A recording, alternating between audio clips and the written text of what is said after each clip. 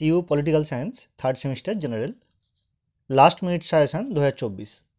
এক্ষেত্রে বলি তোমাদের মোট পরীক্ষা হবে 65 নম্বরের, যার মধ্যে শর্ট কোশ্চেন থাকবে 15টি 1 নম্বর করে এবং দুটি মডিউল থাকবে। সেই মডিউলের প্রথম মডিউল থেকে 10 নম্বরের একটি প্রশ্ন এবং দ্বিতীয় মডিউল থেকে 10 নম্বরের একটি প্রশ্ন করে দুটি 10 নম্বরের প্রশ্ন, এবং একইভাবে দুটি মডিউল থেকে একটা করে 15 নম্বরের প্রশ্ন নিয়ে মোট 65 নাম্বার।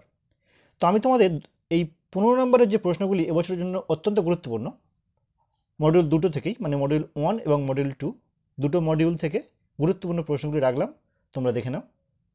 যার প্রথম প্রশ্ন দেখো, ভারতের প্রধানমন্ত্রীর ক্ষমতা ও পদমর্যাদা আলোচনা করো।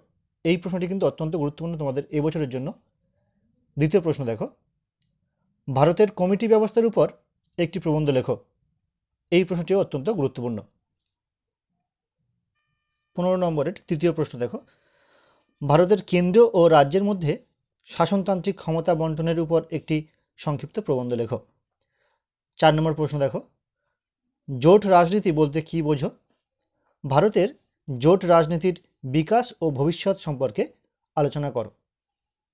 5 নম্বর প্রশ্ন দেখো, ভারতের আঞ্চলিকতাবাদের উত্থান বা উৎস ব্যাখ্যা করো। এক্ষেত্রে বলি এই প্রশ্নটি কিন্তু তোমাদের এবছরের 15 নম্বরের প্রশ্নের ক্ষেত্রে যেমন গুরুত্বপূর্ণ বা ইম্পর্টেন্ট, তেমনই 10 নম্বর ক্ষেত্রেও কিন্তু যথেষ্ট গুরুত্বপূর্ণ প্রশ্ন। তাই এই প্রশ্নটি একটা প্রশ্ন করলে দুটো প্রশ্ন আসার সম্ভাবনা খুবই, অর্থাৎ একটা প্রশ্ন করলে 10-এর সম্ভাবনা এবং 15-এর সম্ভাবনা। দেখে নেব 6 নম্বর প্রশ্ন, 1970-এর দশক থেকে ভারতে পরিবেশ আন্দোলন সম্পর্কে একটি প্রবন্ধ লেখো, অর্থাৎ পরিবেশ আন্দোলন সম্পর্কে একটি রচনা লিখতে হবে। পরবর্তী প্রশ্ন দেখো, ভারতে নারী আন্দোলনের উপর একটি প্রবন্ধ লেখো। এই প্রশ্নটি কিন্তু এবছর তোমাদের অত্যন্ত গুরুত্বপূর্ণ একটি প্রশ্ন। 8 নম্বর প্রশ্ন দেখো, ভারতে সুপ্রিম কোর্টের গঠন ও কার্যাবলী আলোচনা করো। তো এক্ষেত্রে আমি তোমাদের এই 15 নম্বরের জন্য মোট 8টি প্রশ্ন দিলাম। আশা করছি এই 8টি প্রশ্ন করলে তোমাদের ফাইনাল পরীক্ষা অনেকটাই সুবিধা হবে বা অনেকটাই প্রশ্ন কমন থাকবে। এবার দেখে নেব 10 নম্বরের প্রশ্নের জন্য গুরুত্বপূর্ণ প্রশ্নগুলি। 10 নম্বরের ক্ষেত্রেও আমি গুরুত্বপূর্ণ 8টি প্রশ্ন রেখেছি। এক্ষেত্রে মডিউল 1 এবং মডিউল 2 মিলিয়ে রেখেছি। দেখে নাও। যার প্রথম গুরুত্বপূর্ণ প্রশ্ন, ভারতীয় সংবিধানের 14 নম্বর ধারার তাৎপর্য ব্যাখ্যা করো বা গুরুত্ব ব্যাখ্যা করো, বা এই ধারায় কী বলা হয়েছে তা ব্যাখ্যা করো। দ্বিতীয় প্রশ্ন দেখো, ভারতের কেন্দ্র ও রাজ্যের আইনগত সম্পর্ক আলোচনা করো। 3 নম্বর প্রশ্ন দেখো, ভারতের নির্বাচন কমিশনের কার্যাবলী আলোচনা করো।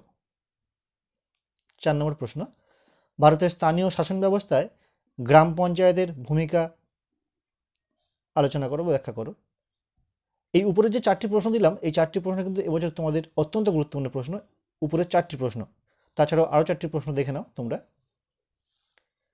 পার্লামেন্টের দুই কক্ষের মধ্যে সম্পর্ক, অর্থাৎ নিম্নকক্ষ এবং উচ্চকক্ষ, লোকসভা এবং রাজ্যসভার মধ্যে সম্পর্ক কি আলোচনা করো।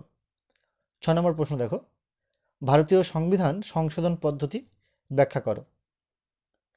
7 নম্বর প্রশ্ন, ভারতের লোকসভায় স্পিকারের কার্যাবলী বা ভূমিকা আলোচনা করো। দেখে নেব 8 নম্বর প্রশ্ন, ভারতীয় সংবিধানে উল্লেখিত সাম্যের অধিকার ব্যাখ্যা করো। তো এই 8টি প্রশ্ন দিলাম 10 নম্বরের জন্য। আশা করছি এই 8টি করে দুটি মডিউল থেকে 10 এবং 15 নম্বর প্রশ্ন তোমরা ভালো করে তৈরি করো। আশা করছি ফাইনাল পরীক্ষায় তোমাদের অনেকটাই সুবিধা হবে। তো আজকের ভিডিওটি কেমন লাগলো অবশ্যই কিন্তু কমেন্ট করে জানিও। পারলে একটি লাইক করো এবং বন্ধুদের সঙ্গে অবশ্যই শেয়ার করো।